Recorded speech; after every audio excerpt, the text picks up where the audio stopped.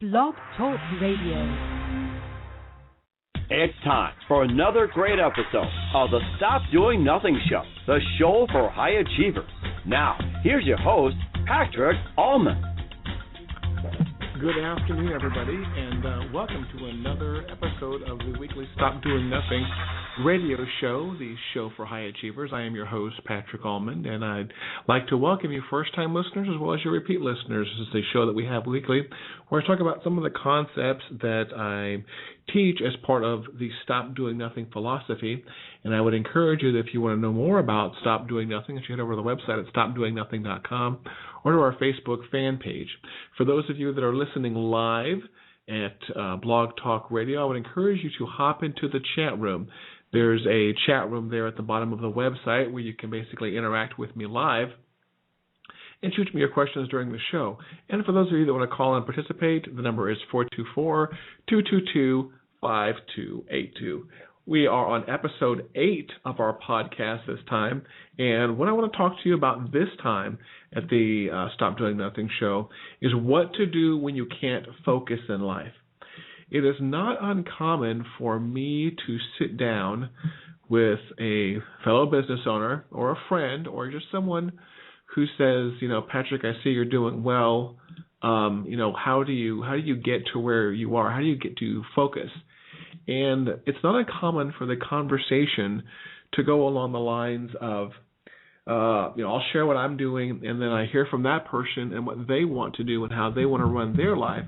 But there are a lot of things that they want to do, and they have no real focus. They're like, well, I thought about starting this kind of business. I've thought about being a speaker, maybe joining Toastmasters. I've thought about writing a book. I've got some great ideas for a book. I've got some great ideas for 10 books. But yes, I'm not really sure. My job's getting in the way, and the kids are kind of taking up my time. And right there, I know that person doesn't really know what they want. And this may or may not be you, but I would encourage you to do some self-examination. If it sounds like you, then the whole purpose of today is to basically work through some of those things that you might be experiencing and to decide whether or not, the things that you talk about doing are really the things that you want to do. And if they are, if there are things that you want to do in life, like start your own business or go on a particular adventure or have like a particular physical goal, what can you do to, eliminate the distractions and figure out what you really want to focus on? I know there are times in life when I've sat down and thought about the things that I want to do, and it's not hard for me to come up with 20 or 30 things. I'd like to, go travel to this country. I'd like to start this kind of business. I'd like to work with this kind of people. If you're like me and you start down that path of the things that you would like to do, it's not hard for you to generate a very long list. So you generate this long list, you just do a brain dump one day or a mind map, or you just let the thoughts flow, and all of a sudden you've got a list of 20 or 30 things, if not longer, that you would like to do. And then you look at how much time you have left in the week, and you're like, I'm never going to get these things done. So you get frustrated, you get overwhelmed with all the things that you want to do, and then you have to come back to reality, the stark realization that you just don't have time for all those things. So this show, we're going to be talking about some symptoms of how you may be coming about that, and what some of the things you might do to maybe regain that focus. If it ever happens to you that people are asking you what you want to do in life or what you want to work on, and if you give answers like this, well, I thought about being a speaker, some of those ones I talked about already, I thought about writing a book, you're going to start about doing your own business, or you were thinking about doing something, that right there is a key point to remember. If you tell someone you're thinking about doing something, and you've used that phrase over and over again, you're lacking some focus. If you keep thinking about doing something and not doing or not deciding as to whether or not you are going to do something, you lack focus. So I would encourage you to stop using that phrase. Either you're going to do something or you've thought about doing something and you're not going to do it. Make a decision. Don't think about things very long. That is something that's going to hurt you. If you start thinking about things too much, that is going to damage your productivity, that's going to damage your attitude, and that's going to damage your progress. So I would encourage you that if you have been thinking about doing something for a while, sit down, look at that list of things you're thinking about doing, and very rapidly go off, and you should be able to do this within a couple of hours, decide whether or not you're going to do them or not. Thinking is a killer for focus. Thinking about something completely removes the ability for you to focus on it. This is not dissimilar to when you are at work and your boss comes and dumps a bunch of stuff on you that needs to get done. Does this ever happen to you? You have a pile of stuff already on your desk to get done, a pile of emails. People line up at your desk to get something done. And you ask your boss, okay, you've got me working on all these things. Which one is the most important one? And you hear back from your boss that, oh, well, all of them are. All of them need to get done. That right there says that your work stack or your work pile there, if you will, doesn't really have any focus. If that ever happens to you, by the way, this has happened to me before with a boss, you have to reply to your boss and say, I'm sorry, there can only be number one. And just like at work, there can only be number one task that has to be done. In your life, there can only be one or two number one priorities that you can spend your time on. You can't have several high important things to work on. You can only have one or two. That is just realistically how we work. Something else that may give you a clue as to whether or not, in addition to using the phrase I'm thinking about doing something, is if you use the three killers, what I call the three killers, somehow, someday, and some way. Someday, if you're going to learn to play the piano, you're not going to learn to play the piano. Either commit or don't commit. Now, there may be some reasons that you aren't committing. And I took some notes on that also. You might be afraid to commit. It might not be that you don't have the time or the skills. It may be that you're afraid to commit to one thing because you think that you might miss out on doing something else. That's happened to me before. I'm afraid to commit to A because, you know what, B also looks exciting. And I don't want to miss out on all the cool things that might happen if I go over and work on B. And, I don't want to decide on A and B because, you know what, C looks pretty good too. If you're afraid that you're going to miss out on something, well, part of this podcast is going to help you get past that. There's so much going on in life that none of us can do everything. So we're going to talk about that here in a little bit. Also be aware that you might be afraid of disappointing people. And this comes particularly into play with parents and spouses and children. If you're afraid to make a decision because you're afraid you're going to disappoint somebody, that's something else that's going to block you from having focus. It's not that you can't do it. It's not that you don't want to do it. It's just that you have a fear of failure. And that's a realistic fear, and that's a fear that you need to recognize, that you need to embrace, and that you need to address. And something else, another one that I took notes on here in front of me, one of the things that may be causing you some lack of focus or even may be causing you fear in making a decision to move forward is the fact that you're very comfortable with where you are. And you don't like that fear of the unknown. We get back to that fear thing again. This is a classic case of someone who has a regular 8 to 5, 40-hour-a-week job, and they are thinking about starting a business, but they're not quite sure. You know what? I'm here to tell you that starting a business is very fearful. It's a very scary prospect. No insurance at times, or very expensive insurance at times, not knowing where that paycheck is coming from at times. These are things that are going to make you uncomfortable, not knowing where the clients are coming from, not knowing what's going to happen when you wake up in the morning. You don't have a set pattern, don't have a set routine, and that can cause you to basically make not some decisions because you're fearful of that prospect. If that's the case, then the fear is greater than the reward, and I'm sure you've heard that phrase before. Sometimes the fear of doing something is greater than the reward of doing it. So these are all things that may cause you some lack of focus in life or the lack of the ability to make some decisions, if you will. Now, what I'd like you to do is maybe to think about some of those things I've said apply to you. If you can't focus in life, if there are so many big things that you want to do, whether it's travel, start your own business, speak, start a movement, fly an airplane, swim across the English Channel, whatever it is, maybe think about some of those things I've mentioned so far and see which one of those are your roadblocks. Which one of those are getting in the way of what you want to do? Now, as we move forward in the podcast, I want to talk to you about some realizations and then maybe how you can regain some focus back after you've realized you've lost your focus, what's causing you to lose focus, and again, these realizations that we're going to cover here. The first realization that you have to get through is you do not have the time to do it all. Again, I'm running through personal experience here. There are so many things I want to do in life. I want to sing. I want to dance. I want to ballroom dance. I want to tap dance. I want to learn how to play the piano. I want to learn how to play the saxophone better. I could easily make that list, but you have to be comfortable with the fact, and you have to be accepting of the fact that there are only so many hours in a week. There are only so many days in a week, and there are so many years in life. And nobody does it all. So what you should try to be doing is you should try to be doing one or two things really well. You cannot do it all.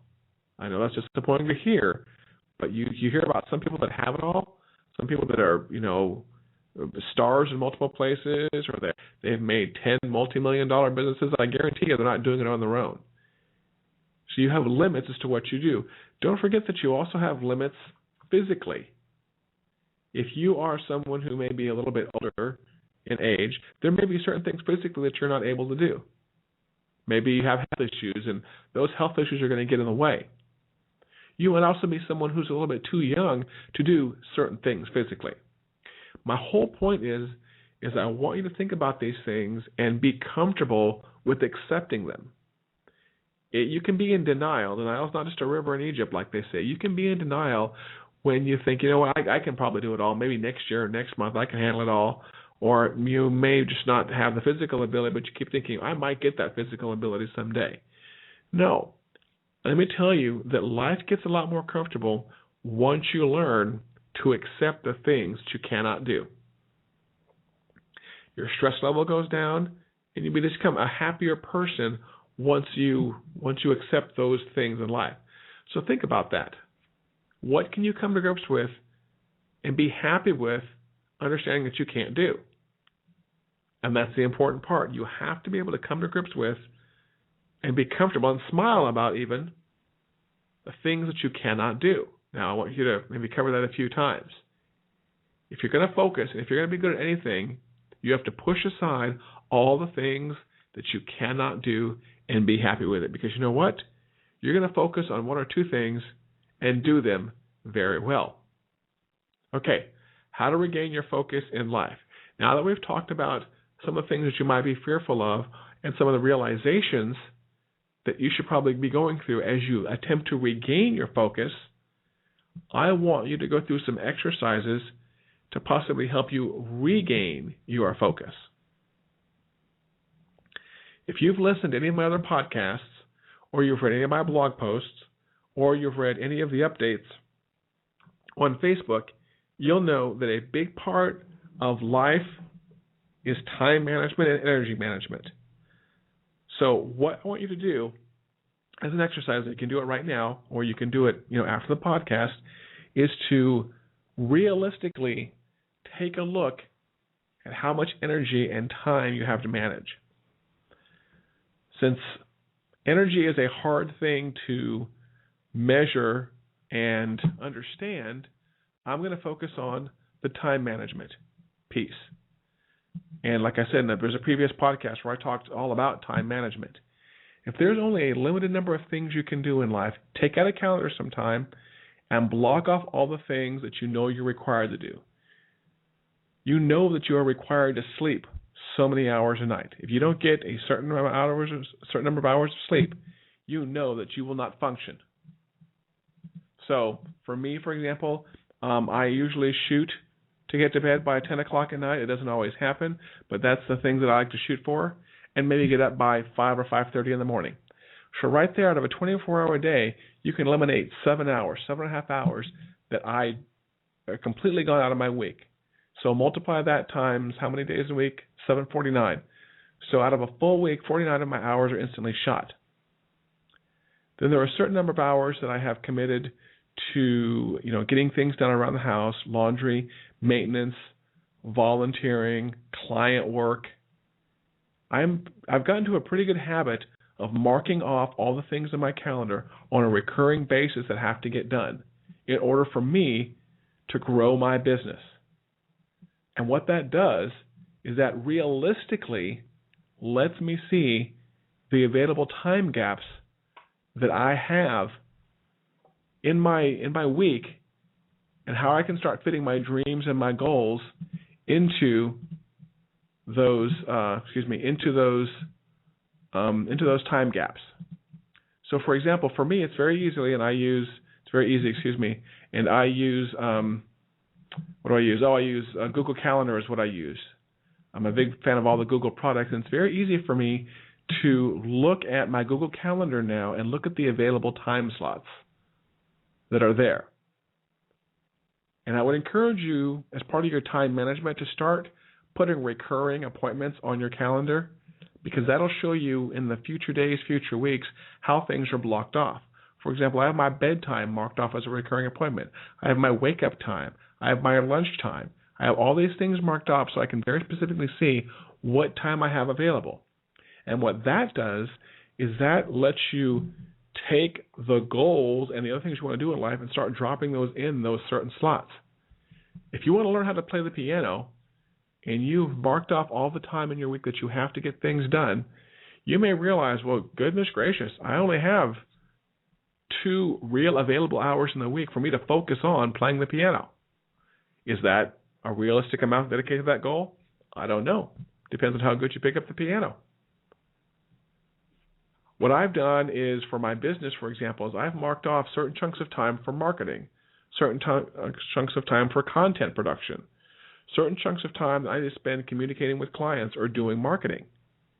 And what I realized is that for me to maintain my business, to grow my business, to work on the things that I need to work on, I completely lose 2 full days out of my week, Thursdays and Fridays.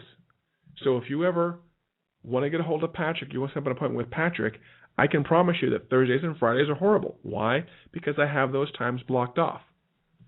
What does that do? Well, realistically, that leaves me with some time on Mondays, some time on Tuesdays, and some time on Wednesdays. And even then, not full times. So if you ever schedule a consulting engagement with me, those are going to be the days I'm going to push you towards, because I've gotten really good at blocking off the time I need to accomplish the things that I want to accomplish. Okay, so now that you've basically gone into a really good time management mode and you've blocked off that time, the rest of the time, I want you to start filling in what it takes for you to work on your goals. And these need to override all the other things that I would consider social events, I would consider playing around events, just maybe some TV time. That's something else that'll suck the time out of your life, is TV time. As fun as it is, it may not work. And by the way, that's one of the beauties of having a DVR nowadays, is you can move the TV time to where you want it. It used to be that something was on 8 o'clock at night, you had to watch 8 o'clock at night. Forget that. You can watch it at 3 o'clock in the morning. Start filling in your goals in those times, and also start to be really selfish with your time. If you're someone that wants to write a book, for example, and you find that you're not really making any progress on that book, but you know what, you have time to go out to happy hour every week, then to me, your priorities are kind of jacked up. If you really want to write a book, you're going to have to sacrifice your social time. Because you know what? Writing a book is more important. It's going to get you further in life than damaging your liver. So become very selfish with your time. Become very selfish and stingy with your interruptions. I've taken to completely turning off my chat mechanisms on the internet and ignoring some phone calls during the day. Why? Because those are things that will interrupt my time, and I'm very stingy with my time. So if you want to focus back on life, consider focusing back on time management and energy management, and start to kill all interruptions. Start to kill social interruptions. Start to kill, family interruptions. Not spending time with family so much, but maybe just some things with your family that can be done at a better time, if you will. And please, definitely take a look at all the technology interruptions that you have and the things that prevent you from focusing on the bigger picture in life. Now, at some point in time, when you decided that there were certain dreams and goals that you had, there are, or at least one of the ways that I look at it is, there are things that you have decided that you would probably do for free. And that's how I define my high priorities in life. What are the things that I would do for free? And I can tell you very easily what they are. I would do more volunteer work because I only get to do 4 hours of that a week. I would fly more airplanes. I would spend more time in coffee shops just because I enjoy the people watching and I always meet great people. These are the kind of things that I would do for free if money was not an issue or an option. Those help me focus back on the things in life that I want to do. For example, I don't want to necessarily always be sitting in front of a computer, so one of my priorities in life is to generate passive recurring income from many sources. What's that going to allow me to do? That's going to allow me to do more volunteer time. That's going to allow me to spend more time in coffee shops socializing. That's going to allow me to do more flying. That's a huge, huge priority on my list, is to fly more airplanes. That's something I've wanted to do. That's been a goal of mine since, before I had my driver's permit. We're talking back in elementary school. I have had this dream and this goal of flying more during the week. I would love to be able to fly 5 to 10 hours a week, whether for business or for pleasure. I really wouldn't care. But to do that, I have to look at my time and my energy management and decide what do I have as available. And that is what helps me maintain my focus every single day. I can even tell you that there are times when I get interruptions, family interruptions, that I have to basically put off my family because I'm focusing on something. If you only have a limited amount of time and a limited amount of energy, there may be times where you have to tell family members, excuse me, I love you, but I'm working on something right now. Can we put this off until a different date and time? The whole online chat thing is a big one that's really helped me focus a lot, is once I turned off the ability for someone to start chatting with me, including my spouse, my life got a lot better, and I was able to get a lot more done. And I'm a big fan, I've told you, of course, also of just ignoring the things that come across on the cell phone. There are certain phone calls that I can tell you are emergencies, and there are certain ones that I can't. And I can almost always tell you by the caller ID. And since I work in the same building with my wife, if there's really an emergency, I'm going to know about it. If the quote-unquote office is on fire, I'm going to know about it. If someone's shooting at the window, which that's a bigger issue, I'm going to know about it. She won't have to send me a chat message or a text message. I'll know about it.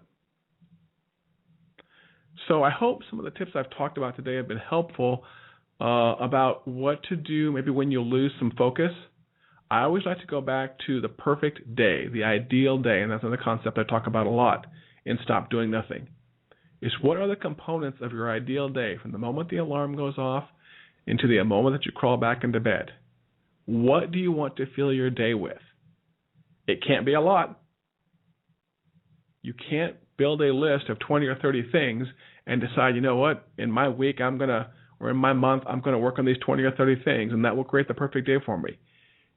I can tell you that the human mind has limits, physically and mentally, and there's only so many things you can do. So I would take out your list of all the things that you want to do in life and settle down on top 3 at most. Pick the top 3 things you want to do at most, and they may be writing a book, they may be building a website, and they may be speaking. Those are 3 high priority things for Patrick. And do those 3 things really well. And then be willing to accept that, the other things you want to do in life, you just don't have the time or capability to do right now. Once you can learn to accept your limits, then you'll be a lot happier and you can focus your energy on the things that you can handle. I hope the tips I've been giving today have been useful. We didn't make it to a full half hour today, so I say 20 to 30 minutes. This has been Patrick Allman from StopDoingNothing.com. This is a weekly show that we record every Thursday at 4 p.m. Central Time. I would encourage you to go like the Facebook page at facebook.com/stopdoingnothing and go jump on the email list and read all of our past blog posts and Blog Talk radio shows. Those are all listed over there at the website, stopdoingnothing.com. I'm always available on Facebook. If you ever want to email me, you can also email me directly at patrick@allaboutfocus.com. And I'm also @Patrick Allman on Twitter. Hope the information has been useful. Next week, I have down for the topic to cover is, do you have what it takes to be an entrepreneur? I've been a business owner and entrepreneur now for somewhere between 14 and 15 years. And boy, there are some things that I would go back and tell my younger self. I might even get sold my younger self out of being an entrepreneur, knowing what I know now. But to tell you the truth, it's also a decision I never regret. And it's something that I enjoy thoroughly every single day. It's an adventure. Being a business owner is like that part in your chair where you're leaning back constantly on the edge, catching yourself. That's what it's like to be an entrepreneur. So this has been episode 8. And today we talked about what to do when you can't focus in life. Next week will be episode 9. It'll be on 124 at 4 p.m. Central. And we'll talk about what does it take to be an entrepreneur. Again, this has been Patrick Allman from Blog Talk Radio. I appreciate your time. I appreciate your attention. Now go out there and find what your focus is in life, your top 3 things, and be happy with having the ability to put the other things aside. You have a great week. You have a great weekend. And I look forward to chatting with you again soon.